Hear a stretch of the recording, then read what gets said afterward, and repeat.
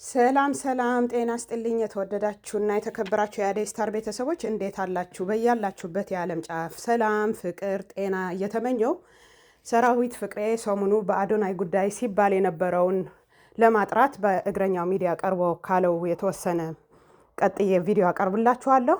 እንድትከታተሉት በክብር እጋብዛለሁ። አመሰግናለሁ። ላይክ፣ ኮሜንት፣ ሼር፣ ሰብስክራይብ አትርሱ። ክብር ይስጥልኝ። ሰራዊት ምንድነው የፈለገው? ገንዘብ ወይስ አላማው ነው የገዛው? መልካም ነው። ምክንያቱም ሰሞኑን ብዙ በሶሻል ሚዲያው ላይ የሚወራ ወሬ ስለሆነ እናንተም ሶሻል ሚዲያው ላይ ስላላችሁ ስለዚህ ይሄንን ነገር ማወቅና ምንድነው ምን ነካው የሚለውን መልስ በፈለግ የባለሙያም ድርሻ ስለሆነ ለዛ ነው ጋበስከኝ ይመስለኝ። ወቅታዊ ጉዳይ ነው። ስለዚህ ጥሩ ነው። ይሄ ሰውዬ ያለውን አላየሁትም። ሆነስትሊ ስፒኪንግ ይሄኛው ሌላውን ያየሁት እንደዚሁ ትልቅ ሰው ይባል ይጻፈው እና መጀመሪያ እኔ ደግሞ ከዚህ ልጅ እነሱስ ምን ነካቸው ብዬ ልጀምር። ምክንያቱም ልጁ እንዲህ ይላል ከተባለ እነሱ ደግሞ ሰራዊት ለምን ሄደ እንዴት ሄደ የሚለውን ሳያጣሩ ሳይጠይቁ የጉዞ አስፈጻሚ የጉዞ ዓላማ ገንዘብ ለማግኘት ለምናምን እንዴ ትልልቅ ሰዎች እኮ ናቸው። አሁን የምትለኝም ትልቅ ሰው ነው። እንግዲህ ስሙን ያየሁት ሌላም እኔ ጻፈ ሰውዬ ነበር። እሱንም አይቼዋለሁ። ከዛ በኋላ ደግሞ የሚረጋገበውን ነገር ታያለህ። እሱ ብዙም እና እንዴ ምን ሆነው ነው ያልኩት። ምን ነካቸው ነው ያልኩት። ምክንያቱም የት ነው የተገኘው? ምንድነው ያለው ሰራዊት እንዴት ነው የተገኘው የሚለውን ማወቅ ነበር። የጠራን አፍሮሃብ የሚባል ድርጅት ነው። በኢስት አፍሪካ የቲክቶክ አዋርድ ሊያዘጋጅ ከዛ ሲቀጥል ደግሞ ቱር ሊያረግ ምናምን ተባለ ድርጅት ነውና አዶናይ እንትን ብለን ይዘን ወደ እንደዚህ ቱር እናረጋለን። ኢትዮጵያን የማስተዋወቅ ስራ ነው። አሁን ያሉንን በጣም ብዙ ነገሮች አሉን የሚጎበኙ እና እሱን ይዘን ልንዞር ነውና ፕሬስ ሪሊዝ ይሰጣል፣ ጋዜጣዊ መግለጫ ይሰጣል እና እዛ ላይ እንድትገኝልን እንደ ማንኛውም ጊዜ የአዶናይ ፕሬስ ሪሊዝ ላይ አይደለም። በጣም ትልልቅ እንዳለው ጸሐፊው ትልልቅ የመንግስትም የትልልቅ ተቋማትም ስራዎች ላይ እንገኛለን፣ እንሄዳለን፣ እንጋበዛለን። ሰርግም ለቅሶም በዛው ልክ እንደዛ ነው እንትናችን እና እነዚህ ሰዎች አክብረው ከጠሩን ፕላስ ይሄ ጉዞ ምንድነው ያለው ነገር ሲሚው እንወቃው እንዴት ነው በሚል ሄድኩኝ። አሪፍ ዝግጅት ነበረ። በጣም ትልቅ ዝግጅት ነው። ከፍ አድርገው አክብረውታል ልጁን። በሊሙዚን ነው የመጣው፣ መርሴዲስ ከፊት እየመራ ምናምን። እኔ ከአርት ጋር ቀረብ ያለ ሰው በዚህ ደረጃ ሲከበር በጣም ደስ ይለኛል ሆነስትሊ። ምክንያቱም ብዙ የምታውቀው ነገር አለ። ያው የኛ ሀገር አርቲስቶች ከአርት ጋር ቤተሰብ ነው። የኪነ ጥበብ ተሰጥኦ ምናምን የለም። ሞቲቬሽናል ነው ምናምን ነው የራሱ መንገድ ነው እሱ። አይ ሎጎ እኮ ሰግጥ ፈምስ እኮ ነው። አይ እሱ አይደለም። ይሄ አርት ነው እያልከኝ ከሆነ አዲስ የኪነ ጥበብ አዲስ ስም እናገኝ ብዬ ነው። እኛ የተጠራነው አፍሮሃብ የሚል ካምፓኒ ነው የጠራነው። አፍሮሃብ ከዚህ ልጅ ጋር የአምባሳደርነት ውል እንደተዋዋለ መቼም ሳትሰማ አትቀርም። ስለምትሄድበት ቦታ መቼም መረጃው አይኖርህም። አለኝ ጉዞ ላይ ሊጓዙ ነው።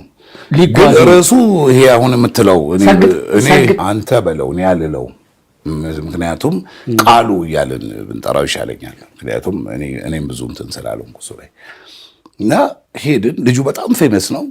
3.5 3.8 አሁን እንደውም 3.9 ሚሊዮን ተከታይ 170 ምናምን ሚሊዮን ላይክ ምናምን ያለው ልጅ ነው። ትልቅ ነው። ይሄ በጣም ትልቅ አቅም ነው። እኛ ጋር መተዋውን ማስታወቂያ እንትን ምናምን የሚያሰሩ ሰዎች እኮ የእኛን የህዝብ ተቀባይነት ምን ያህል ሰው ያቸዋል የሚለውን በማየት ነው የሚመጡት። እና እስቲ ምንድነው አላማው ምንድነው? ሄድን እና ቁጭ አልኩ። ከፊት ከምናምን ነው ምናምን እንግዲህ የለም እዚህ ጋር ነው እንደውም ኋላ ነው ቁጭ አልኩት። ቁጭ ብለን ስናይ እንደዚህ ነው ቱር ነው ምናምን። ዘ ኦንሊ ቲንግ እኔ ርዕሱ ላይ አልተስማማው። ይሄ የእንትኑ ታይትል ቃሉ እያልኩ ነጥራው መልህን ምክንያቱም ፈቃደኛ ስላልሆንኩ ነው እሱን ለማለት እና እሱ ፓርት ደስ አላለኝ። ከዛ ውጪ ጉዞ ይሄዳል ልጆቹ ጋር በየአገሩ በየምናምኑ የሚለው ነገር ብዙም ከባድ አይደለም። አየናይ ጥሩ ነው እንግዲህ ይሄን ቢቀይሩ ጥሩ ነው በራስህ ምክንያቱም እዛ ጋር ያንተ መድረክ ስላልሆነ መናገር አትችልም። ከዛ ፎቶ እንነሳ ተባለ። አዳራሽ ውስጥ ያለ ሰው ሁሉ ፎቶ ሲነሳ ነበር። በአጋጣሚ ስለወጣ ፎቶ ተነሳን and just go ወደ ቤቴ በቃ ይሄው ነው እንደው ዝም ብለህ ጥቅሉ ነገር ይሄው። አዎ ይሄ አንተ ልታቀለው ፈልገህ ነው እንጂ እነማን አንድ ታዋቂ መምህር ናቸው የቅኔ መምህር ናቸው እና አንድ ቅኔ የማያውቅ ሰው ቅኔ ላድርግ ብሎ ተነሳና ተጫወተበት አሉ። በኋላ እሳቸው ብድግ ብለው ካልሄድኩ አሉ። ኧረ ምን ነው ተብለው ሲለመኑ አይ እነማን ነበሩ መባል አለ እንዲህ አይነት ነገር ሲደረግ እነማን ነበሩ የሚባል አለ። አንተ ስምህ የተከበረ ከነማንም ጋር እንደዋልክ በኪነ ጥበቡ ዓለምም ሰራዊት ፍቅሬ መጣ ሲባል ራሱን የቻለ እሱ የተገኘበት ከተባለ ስምህ ማስታወቂያ ነው። ይሄ ልጅ ደግሞ አንተ እንዲያውም የተከታዮቹን ብዛት ቆጥረህ ሁሉ ይሄ ቢዝነስ ነው። ኦፍ ኮርስ አዎ ቢዝነስ ነው። ጥያቄውም የብዙ ሰውም ጽሁፍ ገንዘቡ ነው። እዚህ ጽሁፍ ላይም ቅድም ሳነበው ነበረ ገንዘቡ ነው ወይስ ዓላማው ነው ያስኬደህ ነው ጥያቄው። ኖ የልጁ እንትን አለ። አሁን ምንድነው እሱ የገለጸበት መንገድና ሌላው ተመልካቹ የተረዳበት መንገድ የተለያየ ሊሆን ይችላል። ብዙ ጊዜም እንደሚለው ደጋግሞም እንደሚናገረው እንዲህ ማለቴ ጠንክሩ፣ ጎብዙ፣ ለወሬ ለይሉኝታ ለምናምን እንትን አትበሉ ምናምን ነው የሚለው። ይሄ መንገዱ ነው እና ይሄ ደግሞ ህዝቡና ጀነሬሽኑ ወጣቱ ምናምን ተከትሎ እንዴት እንደሚያብድ አይታል። ልጁም ሲሸለም ነበር እኔ ነበርኩ ሸለም 3ቱንም የቲክቶክ አዋርድ ሸላሚ እኔ ነኝ። አሁን እስር ቤት ነው ትልልቁን አዋርድ የትም ሊሆን ይችላል እሱ ችግር የለውም። እንግዲህ እሱ ነገ ተነገ ቃሉን መጠቀም ያልፈለከው ምናልባት እሱ ላይ የመጣ እስርም እንደው እንዳያዘነብል ነው። አይ እኔ ብዙ ፈቃደኛም ስላልሆንኩ ነው። እኛም በግልም ነግረነዋል። ከዛ በኋላ እንዴት ተሳስቶ ደግሞ እንደገና ትንሽ ከፍ አድርጎ እንደተናገረው አላውቅም እንጂ ልክ አይደለም ይሄ እንደዚህ ይሄ ባይሆን ጥሩ ነው። በቃ ይቀር፣ ሌላውን ነገር መስራት ይችላል። ምክንያቱም በጣም ብዙ ነገሮች ይሰራሉ። የሚገርም አይደለም ብዙ ነገሮች ይሰራሉ እዚህ ሀገር ከዛም በላይ የከፉ እና ገንዘቡ እኔ ፎሎወር ስላለው ገንዘብ ያገኛሉ ወይ ገንዘብ ይከፈለዋል ወይ ምናምን ይሄ የኔ ፓርት አይደለም። እኔ ሜንስትሪም ወይም ደግሞ ሌጋሲ ሚዲያው ላይ ያለው ሰው ነኝ። ስለዚህ በዚህ የሚገኝም ነገር ምናምን አሁን እናንተ የምትሰሩት ስራ ምን ያህል ገንዘብ ያስገኛል ምናምን የሚለውን አይደል ነው ማወቅም ብዙም እንትን አይደለሁኝም። ግን ወደዛ ውስጥ መግባት ደግሞ ግዴታ እንደሆነ ደግሞ እናውቃለን። ምክንያቱም ይሄ ዘመን የፈጠረው ነገር ስለሆነ እዛ ጋር ዝም ብለን ቁጭ ብለን ከሌ እንዲህ አለ ከሌ እንዲህ አለች እያለን ዳር ሆነን ዝም ብለን እንትን መሆን የለብንም የሚል ሐሳብ አለኝ። ወደ እንትኑ የመግባት ወደዚህ ወደ ይሄንን ፕላትፎርም የመጠቀም ሶሻል ሚዲያውን የመጠቀም ፕላትፎርም ግድ ነው። ለዛም ነው የሶሻል ሚዲያ በጎ ተጽዕኖ ፈጣሪዎች የወጣቶች ማህበር ተቋቁሟል። የዛ ማህበር እኔ የክብር አባል ነኝ። እንደውም የጠቅላላ ጉባኤው ምክትል ፕሬዚዳንት አድርገው መርጦኛል። ልጆች ናቸው ወጣቶች እና አም ቬሪ ሃፒ እነሱን እዛ ጋር በማየቴ። አሁን እዚህ ማህበር ውስጥ ብዙ ልጆች አሉ ሶሻል ሚዲያ የሚጠቀሙ ቲክቶክ ብቻ አይደለም ኢንስታግራም፣ ዩቲዩብ፣ ፌስቡክ ምናምን የሚጠቀሙ ልጆች በጣም አሪፍ ስራ የሚሰሩ በጎ ተጽዕኖ የሚፈጥሩ ይሄ ለሌላ ነገር የሚጠቀሙበት አይደለም እና እዛ ውስጥ መግባትህ ብዙ የሚገርም ነገር አልመሰለኝም። እኔ የትም ቦታ ትሄዳለህ የሰውየው ስተት ሊሆን ይችላል። ሰርግ ተጠርተህ ሄደህ እኮ ሰዎቹ በሶስተኛው ቀን ሊጋደሉ ይችላሉ። አንተም ያገባህ ነገር ያለ አይመስለኝም አይደለ? ትጠራለህ፣ ትሄዳለህ። እነሱ ተጣሉ፣ ተፋጁ፣ ያንተ ጉዳይ አይደለም። የዓላማው ነው የማይሆነው። ዓላማው አሪፍ ነው። እሺ ጉዞ ነው። ለምሳሌ